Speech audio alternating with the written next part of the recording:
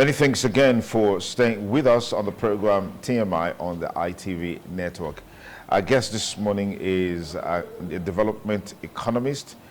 He's joining us live from Ontario in Canada, Dr. Osaze Iyoha. Dr. Iyoha, many thanks for creating the time to be with us again on the show this lovely Monday morning. I know when you were back here in Nigeria, you were a regular on this program. Such a delight that we've been able to keep this conversation, this communication and relationship ongoing. So let's look at where we are coming from 2024 for most Nigerians. Okay, let's be moderate. Some Nigerians, it was a very, very trying time for most Nigerians. I mean, the prices of food items and all of that. And people would easily reference the removal of subsidy as the origin of this economic crisis. And you were one person who was very, very concerned about the fact that we needed to remove subsidy, and that's the only way the economy can grow. But has it really brought development to the country? Is the quality of the life of the average Nigerian better? Is life not more meaningless for the average Nigerian because we can't afford basic things like food and all of that? We're seeing the price of basic commodities skyrocket, which is of course something that is still ongoing. Nobody can tell when all of that will come to an end. Mr. President is insisting that he made the wisest decision in removing fuel subsidy. Even my colleague here, Ameze Bazai, will disagree with him on that. But what's your take on this, Dr. Saze? Yeah, thank you for having me, Dr. Sonny. It's always a pleasure being with you, and good morning, Nigerians. You know, so much happened in 2024.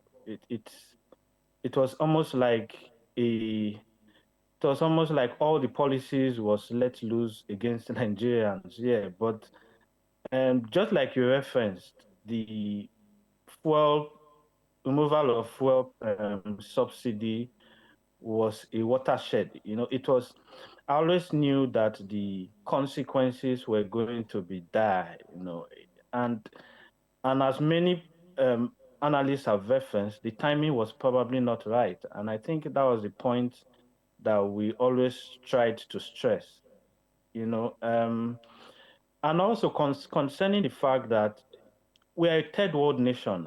It's not something. In fact, when you see some of the characteristics of that will portend as a nation, I think we were probably fourth world nation.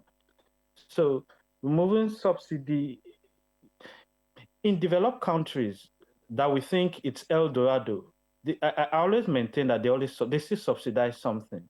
You come to develop, can you go to US, you go to Canada, I don't know about UK. They are what you call food banks, where people go to collect food almost every day on a daily basis. There are some people who have been outside this country that have probably not spent up to $100 on food. And I'm not exaggerating it.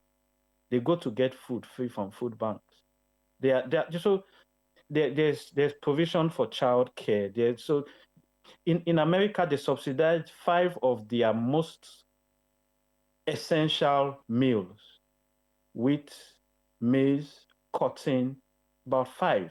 The American government subsidizes it. So when our government came up with the fact that they wanted to remove subsidy on the most essential commodity yet the Nigerians consume, I was really disturbed. And to be honest, I think it played a role in in any decision that I took, because I so generally, if you remove subsidy in a country like Ghana, for example, or some other country that the dependence on fuel is not that much, then it's understandable. But when you do it in a country like Nigeria, where fuel is almost makes up almost 80% of the essentialities of our lives, then that was always going to be a problem. Then combined with the fact that you removed foreign exchange subsidy, let's put it that way. So it was so much to come all at once, and it is difficult not to then so that was on the fiscal side. Then on the monetary side, CBN, for whatever reason, just felt they were not going to reverse their policy of MPRO hike. So they were constantly increasing MPRO. So it was two economic, so from the fiscal side and the monetary side, it was dragging the elasticity of the economy too much. So if you say, okay, you have increased, you remove subsidies, that's just definitely going to impact prices. You remove exchange rate subsidies, yeah, because the government was subsidizing exchange rate, so to say. You remove that, that's going to impact on price because we are an import dependent, very not just import, we are a very import dependent economy. Then you are increasing NPR. So it means if you say you want to reduce imports, the alternative is that local producers, local manufacturers should be able to fill in the gap. But you are increasing MPR. MPR today is 27.25. So it means when you go to banks, that's just MPR is just the benchmark. So banks now add their own margins. You can't get less than 30, 35%. That's even being being nice. 35% bank rate, interest rate that when you go to borrow money from the bank as a businessman. So local producers were faced with high interest rate. In China, the interest rate is less than 2%. In UK, its MPRO has been reduced to 2.76, about 4.75. In Canada, it's about 3.25. So it means that businessmen will get interest rate from banks, collateral loans from banks at nothing less than 7%. So if I am a businessman borrowing at 35% from a Nigerian bank, then that's too much on the citizen. So it was a conglomerate of forces that led to the increase in prices in our country. And I think the government knows all this. It's just been policy either misplacements or misadvice. I know the government always pride itself with the fact that it's following. Okay, I'm not sure government ever admitted that, but we always knew that IMF was behind it. IMF was giving advice on in their words to restructure the economy, but IMF came out last month to almost deny, or rather, almost sun-dry the economy and say the government should try to review its policies, that it's having a negative impact on the people. So this is the same IMF who was advising. Also, it's difficult to. I clearly understand it's been tough period for 2024, but the policies were largely the cause. Interesting analysis there to set the Okay. foundation. Yeah. I think what really struck out for me, Dr.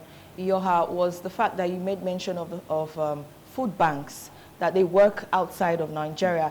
I'm just trying to imagine it's taking place here in Nigeria. Looking back at the COVID-19 lockdown, we had cases where people were hoarding palliatives, people were looting palliatives. Can a food bank actually work in Nigeria? Yes. So I think it can. It's just that I think we have almost, in my opinion, we have almost come to this situation where we're almost self-defeatist. You know, this off the camera, I don't know. I was talking with a few friends on WhatsApp chat, and I was saying, so this was related to, there was a time when we were having series of tanker um, overrun on our roads. I think it happened about three different locations within 1 week. Then you had people going to scoop fuel. I think one happened in Kogi, another one happened in the South. It was all around September, October. And just informally, I was discussing with some friends. I said, do you know that these people can actually take this fuel in an organized manner? Just put two people who are taking the fuel and every other person is there. And so organization has been, I think it's something that we have had a problem with. So beyond organization, it comes to trust. So while we're having that chat, somebody now said, but you know that people will not even trust those two people. Those two people may just be carrying it and putting it inside the bush so that later some other friends will come and take, they will now say, oh, the thing has finished though. Meanwhile, they will go inside the bush in the middle of the night and take one full GP tank home. So it has always been a case of Trust. inherent disorganization and trust issues. So just like COVID-19, we saw highly placed individuals, I mean government officials, who you think have taken enough to the point where they don't need any more again, but they still hoarded this thing. So I think it's a mentality issue. If not, it's a very transparent process. You get into the line, so they have food banks in different locations. So it's something like an area thing. So this area from here to here, this is your food bank. This area is your food bank. Catchment area is divided into catchments. So you join the queue and you get inside. They tell you, take one for him, take one for him. And you see people carrying bags and bags, loads of food home. So because once food an essentiality, it's solved, and the other point is, how do you even get this food?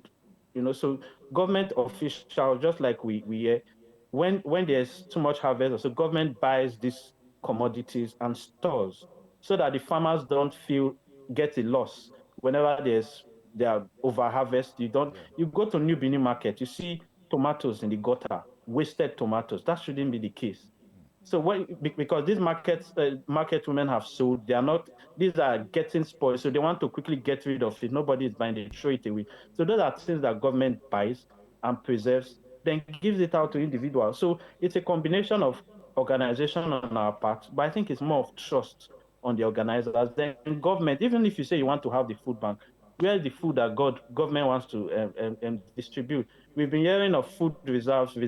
Most times we hear government when there's a disaster somewhere in Kano, you say we are going to our reserve zone. But many analysts have said that there's no reserve anywhere. So it's a combination. I think government has a major role to play in terms of trust and really having this food bank, Okay. All right. food storage somewhere to even share in the first All place. right, Dr. Saze, let's look at the numbers. We know that inflation right now is at rooftop. We know that the lending rate is also at rooftop. What are your projections for 2025? What do you think that government can actually do to bring these numbers down, to make the economy more friendly, to make it investment friendly? I mean, when you speak to those in government, they tell you, oh, Nigeria is still the investment destination. Look at the FDI numbers and all of that. What are your thoughts along those lines? Yes, so it's very straightforward. I just wish I could put it in bullet points. It's very simple.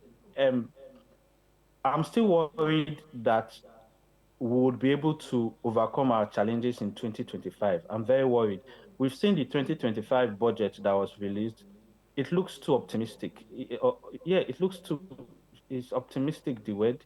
It looks too exaggerated.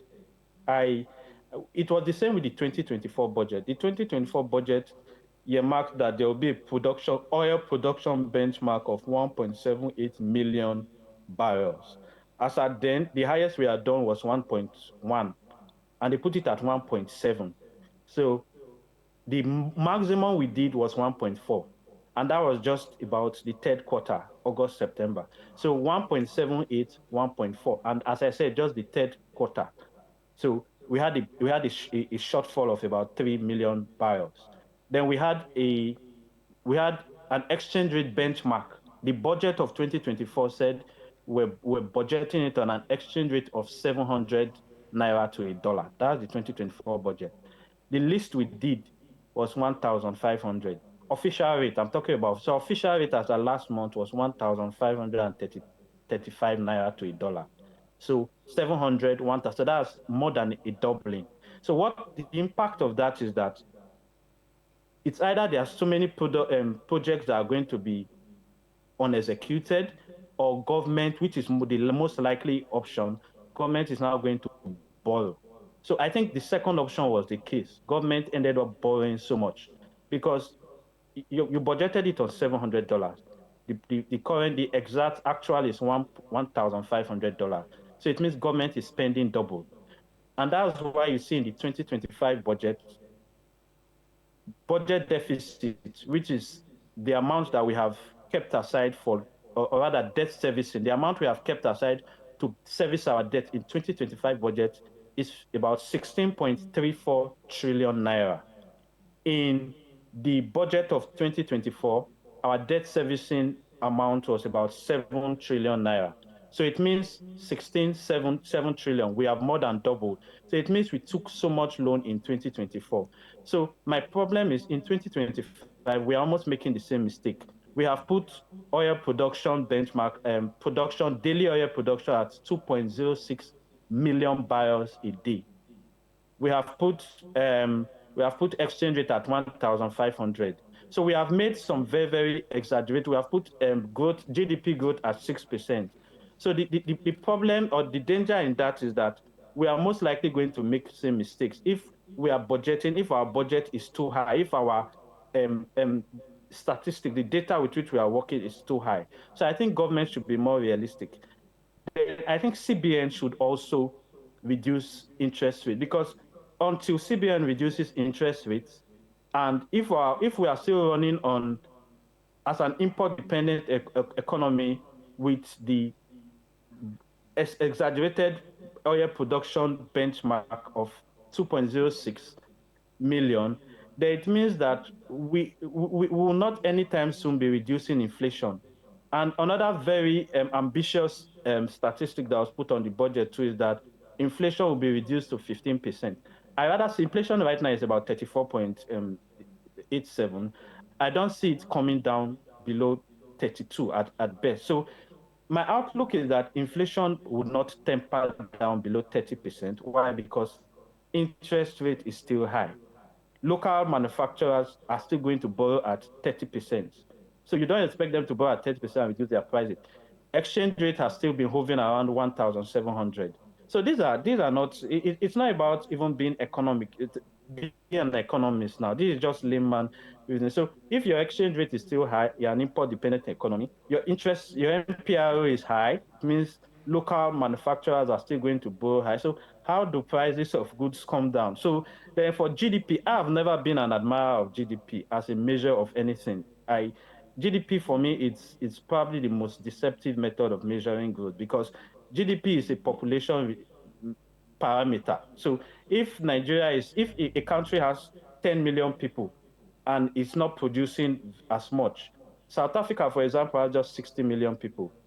Nigeria has about 200 million people. Yet Nigeria will consistently release high GDP figures. We know South Africa economy is more productive. So GDP has to do with population. The more people buy, the more people buy, the more people spend, GDP will always increase. So GDP at 6% or whatever, it really is not important. What's important is the quality of life of the people. And the best measure of that are things like inflation, things like HDI, things like GDP per capita. So your GDP divided by the number of people and see what it gives you.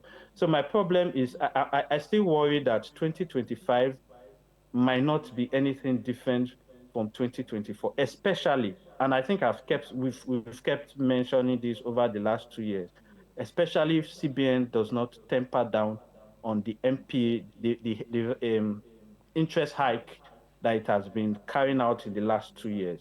We've seen that it has not impacted on inflation, so they have to stop it at some point. They have to stop it, but I really don't see them stopping in March nor in April or in May because they are still following the textbook theory that the best way to temper inflation is increasing interest rate. So those are All my right, worries. The fact Dr. that Yoha, interest rate is not let's coming down. let's Yes. let's look forward. Let's project forward. What do you think are the key drivers of economic growth in Nigeria, and how can our government actually leverage on this to make 2025 a better year and not just a rhetoric of what we used to see?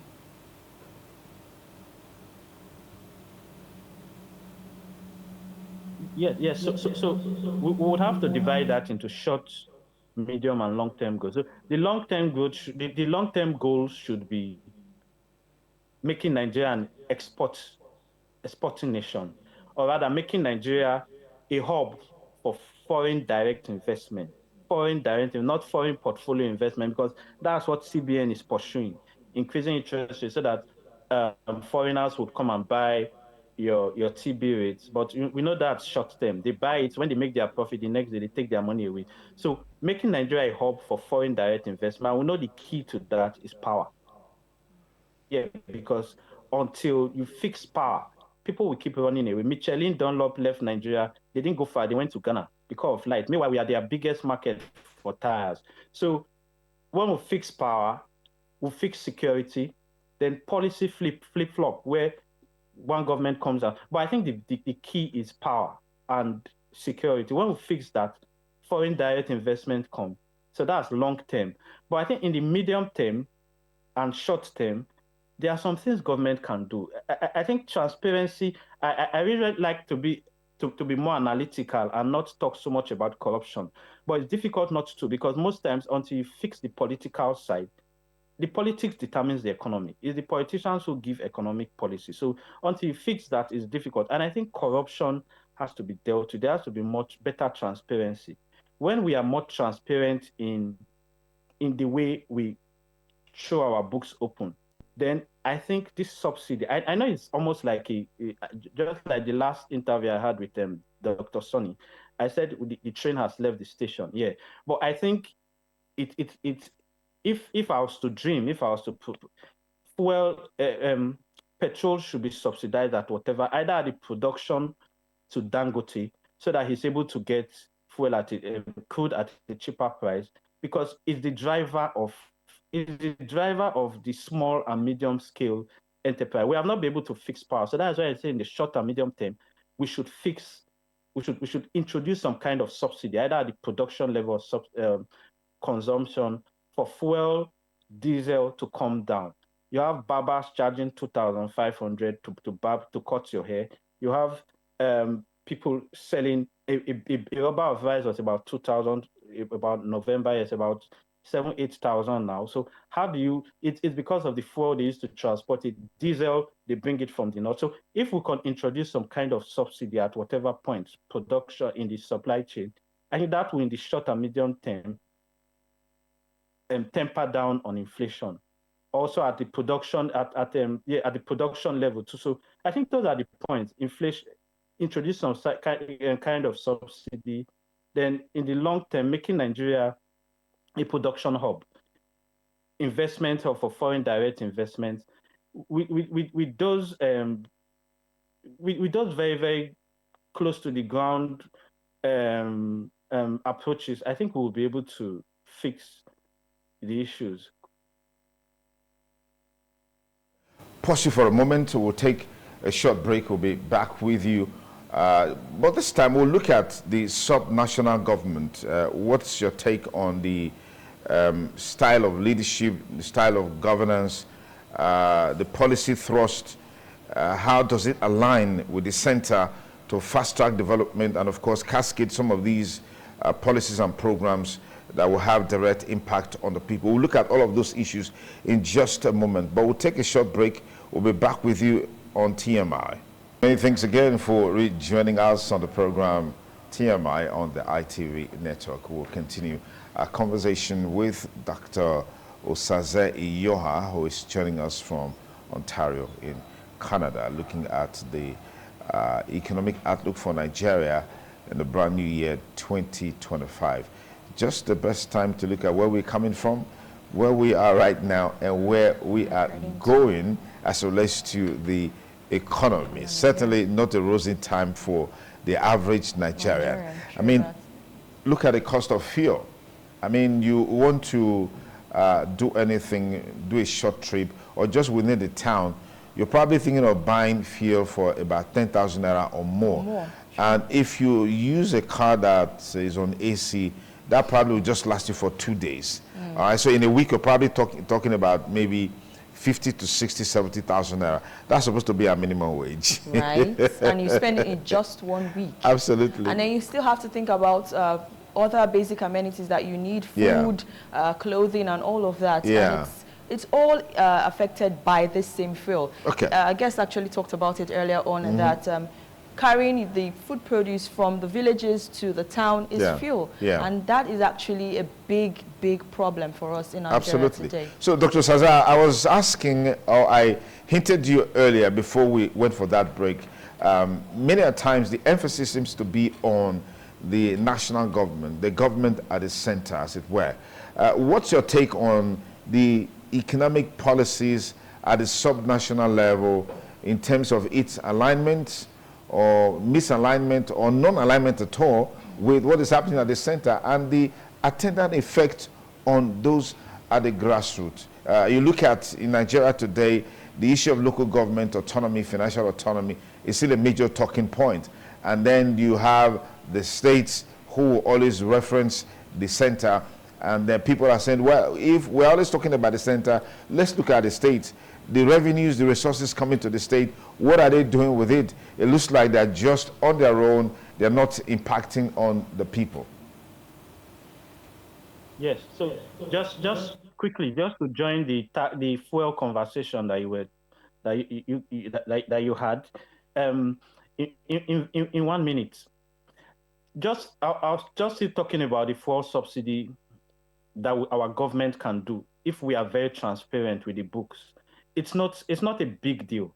If we are transparent with the books, I did a calculation the last time, or the second to the last or third to the last time I was in the studio, and I showed that we will not be spending more than 1.6 trillion if we are transparent with the books on subsidy.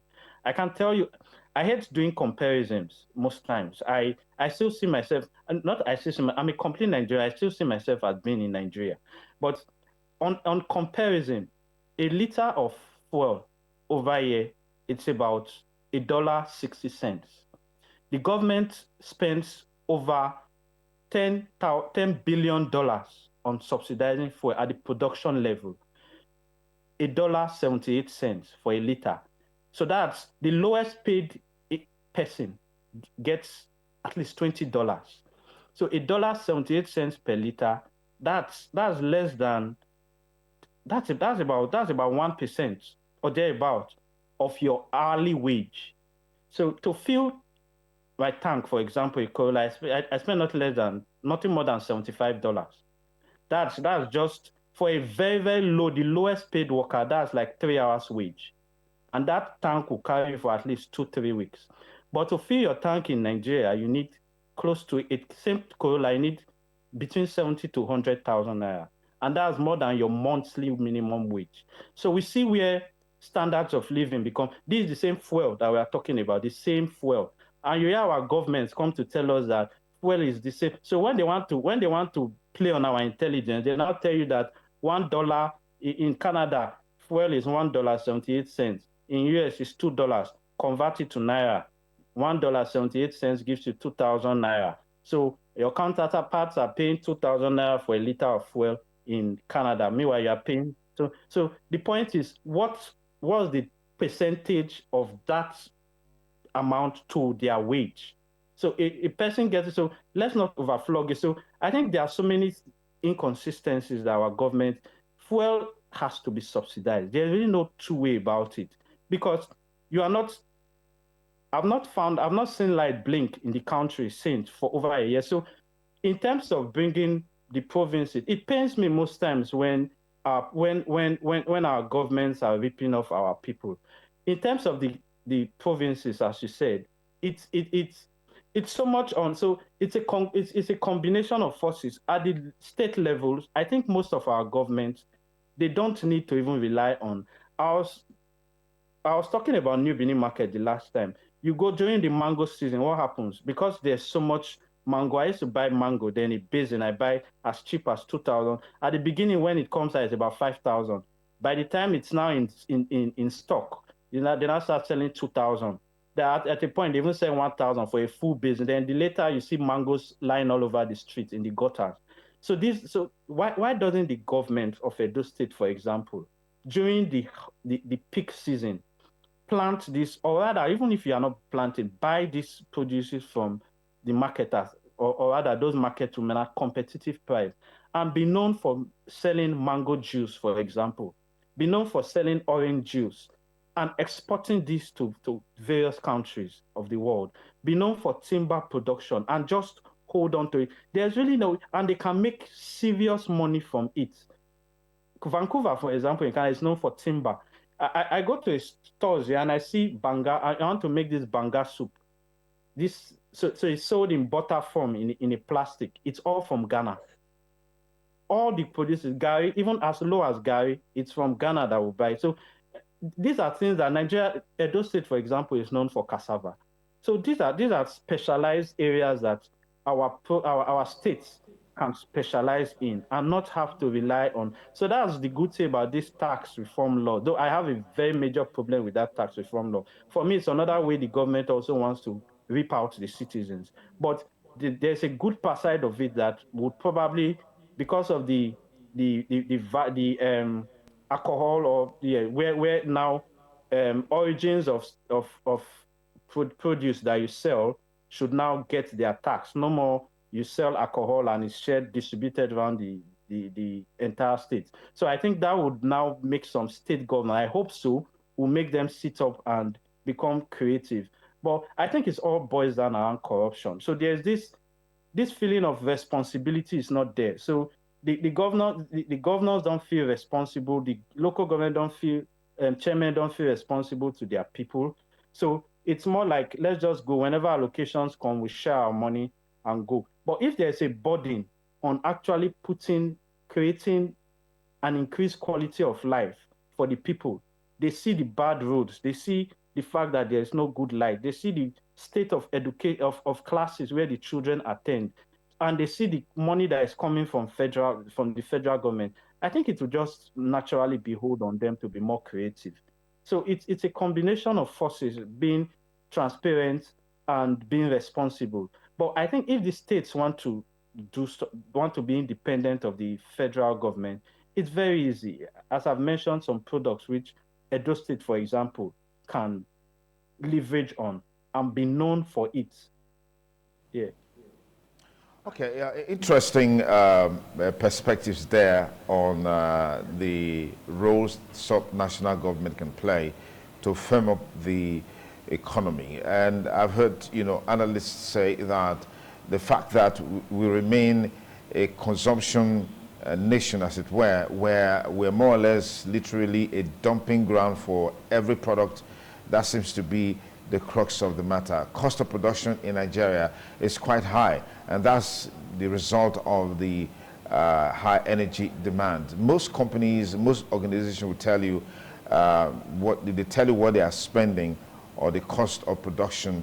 I mean, you just weep for them. It also explains why many of them are not, engaging more people. Many organizations are just looking for ways and means to cut down on their personnel so that they can see how they can defray these big chunk of, cost of production, as it were. But what's your take, what's your advice in that regards as relates to cost of production? Because we've seen for example, Manufacturers Association crying day in, day out about how that many of their members are producing, nobody's buying.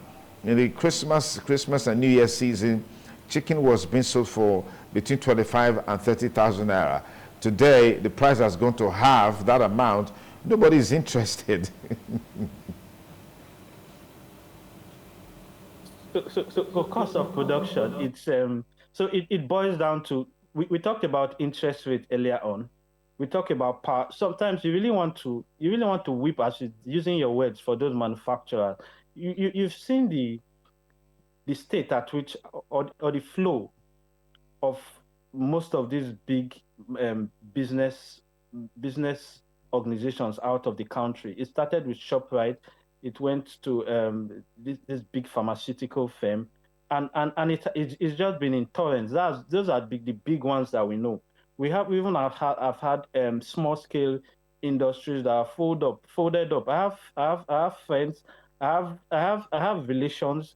There's one who rented a shop in my house, and after 2 months, she said she has to close the shop. It's not like she has an alternative, that she can't even pay the rent anymore. So it's tough. And that's because of power. Power is like 50-60% of the cost. So there was no power in the first place. Then all of a sudden, we increased electricity tariffs. Then all of a sudden, they are migrating almost everybody to Band A by force, just so that you pay the high fee that Band A comes with.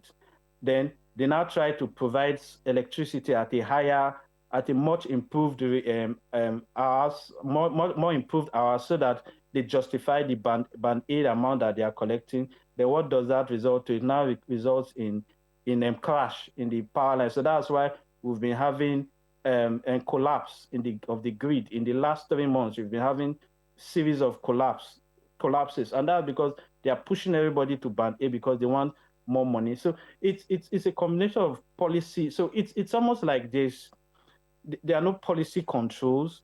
The the power, I don't see any real attempt to fix power. We've talked about the discos, we talked about the gencos, we talked about TCN and the imbroglio between each of them. And at the time, I remember the former minister, Minister Fashola, talked about wanting to renegotiate the contract because there's so much lapses in the contract. But so we don't see a conscious effort or intentional effort at improving power. And that's what drives manufacturing. I can't think of any manufacturing that does not need power. And now fuel or diesel is even more expensive. So you want to whip for them. Then they now go to the banks. Banks are charging 35%. So they can't even export because the manufacturer in China is getting his own at 5%, loans at 5%, and you are getting at 35%. So how do you compete with your prices? So it's difficult to blame them really. And the consumers themselves, there's no enough money in their hands to buy, and government is not also providing food banks or whatever short form palliatives. So it's difficult to really place it. But I think everything goes around transparency, as we've been talking. These governors, I think the president spent almost all his life in America. We've had almost all our governors have lived outside the country. So it's one thing to know what to do, and it's another thing to decide to be willing to do what you have to do. So I think they know what the solutions are, but um, there's so much hands in the pots. There's so much settlements that have to be done. So until that part of transparency and zero corruption takes place, we'll just be doing so much analysis and going around. See, for example, now oil prices have gone up, but it hasn't shown in our meter. So now we have CBN, for example, not been able to remit because we've even started selling in naira now to Dangote for crude. So it means that the amount of forex that is coming into the nation has reduced. So we are almost at the point now where we are almost relying on services. Services was the one that was the sector that drove GDP in the last 3 quarters. So um, what about gold in Zamfara? Gold is being so that should have been the Yeah, you made go-to, mention but gold is of transparency. Let's look at the implication of corruption and insecurity in possible economic growth in Nigeria. We have a big issue with insecurity right here in Nigeria. How do you think this impacts on economic growth, especially as we look forward to 2025 being a better year? Of course it does. And I think insecurity has been the biggest driver of food inflation. Headline inflation is 34%, but food inflation for November was 39.3%. So it means that we are not able to produce enough food to satisfy the people. And we know this all started from 2, 3 years ago with the farmer headers crisis. It was insecurity. We had many farmers. It was not just the big, we had farmers. I had a friend who the father was kidnapped for just 1.5 million, as low as that. He was almost killed. The wife went to the farm just between when she went to drop the cassava in the house and come back. The man had been kidnapped. The family, my friends, we had to gather more. So 1.5. So that man will never go to the farm again. So it was series of this. In some villages like Utekon, you now have vigilantes following the farmers, blowing a whistle by 2 o'clock from 9 to 2 and blow the whistle and say everybody should go home because that's the period they can guarantee them protection from 9 to 2. And in our days, I was going to farm with my father. Sometimes we spend 3 days in the farm. So there's this. So you cannot compare the kind of production that you do then, and in the north where there's large scale production. So security was the beginning of this food crisis, because it's a food crisis, almost a food crisis we have now with inflation, with food inflation at 39.3. Security was the main driver. Then now the increase in fuel now just ensured that the few goods to bring it, transporting up and down has increased price. So I think once we fix security, but another point is we've had conspiracy theories that people are benefiting from the insecurity, because if you see the 2005 budget and 25 budget, security was the second largest allocation from the budget. So you have budget saying that you are feeding each of the soldiers in the battle front 5,000 naira per meal. So imagine 5,000 naira per meal times how many soldiers? How much are they really eating? You have budget saying you're buying guns, AK-47 for them regular. So there are conspiracy theories around. So I don't know. Will insecurity stop? I can't say. Dr. Saze, it's been a very, exciting moment with you, looking through this spectrum of issues as it relates to the economic outlook for Nigeria in the year 2025. I mean, this year, 2025, coming from a year that's been checkered by a whole lot of economic problems, hunger, starvation, and high inflation, high lending rates, everything just at the rooftop. But with some of the insight that you have given, we hope for a better year, 2025. We hope that government at the various levels, federal, states, and local, will do the needful to initiate policies and programs that will have direct impact on the economy, on the positive side, and also influence quality living by the people. Today, we're still talking about issues around the minimum wage. We're hearing Labour is already gearing up for another showdown with government and all of that, because the take-home pay really can't take anybody home. Sure. We did a very random analysis just now on fuel on a weekly basis, on a daily basis. I mean, that's just the sad reality. And so to think that there are still people who are not even earning up to the 70,000 naira minimum wage is such a big challenge. And it makes me wonder how they actually are able to cater for their families. Imagine a man with about 5 children earning 30 to 35,000 monthly. How do you cope? How do you feed your children? How do you pay their school fees? How do you take care of them in the home on a daily basis? It's, for me, something that we really need to look forward to if it can be addressed. Looking at Labour trying to gear up, I really do hope they do that, because it affects every one of us. There's no one who doesn't go to the market. Even if you don't physically go to the market, your money goes to the market, and it's affecting each and every one of us. Absolutely. So, Dr. Saze, thank you so much for your time. Thank you for the views, the perspective that you share with us today on the program. We know we can always count on you anytime to tap from this wealth of knowledge that you have. Of course. Thank you so much, and I wish everybody. I pray and hope that Nigeria becomes better, and I think it behoves more on the people. We should vote incredible people into power. We should not just be interested in the small 2,000 they give us until we as the people decide that we want change. I think then that's when change will come. So I think we should be more responsible. Thank you very much, Doc. Thank you very much, Doc. We appreciate you.